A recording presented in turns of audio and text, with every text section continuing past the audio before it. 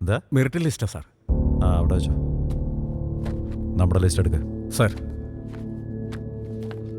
നീ പറഞ്ഞാലോ വിളിക്കാം. വിളിക്കാം. എടാ രഘു, നമസ്കാരം സാർ. എത്ര വേണമെങ്കിലും തരാം. ഇത്തിരി സാമ്പത്തികമുള്ള കുടുംബോ. CA ആവണോ SI ആവണോ? CA ആയിക്കോട്ടെ.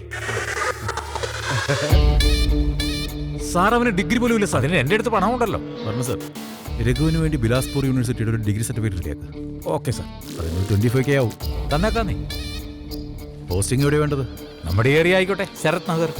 അതിന് 25K വേറെ ആവും. അതും തന്നേക്കാം. അതാണ് മെറിറ്റെങ്കിൽ ഇതങ്ങ് കത്തിച്ചേക്ക്. നമസ്കാരം. വരട്ടെ. ശരി സാർ. അതിങ്ങോട്ട് വന്നേക്ക് സാർ, ഞാൻ കത്തിച്ചോളാം. സെക്രട്ടേറിയറ്റിലെ ഫാൻ ഷോട്ടായപ്പോൾ കത്തിയത് അതങ്ങ് പറഞ്ഞാൽ മതി. എന്നാ വിളിച്ചോ. മോനെ, അതാ വരുന്നു.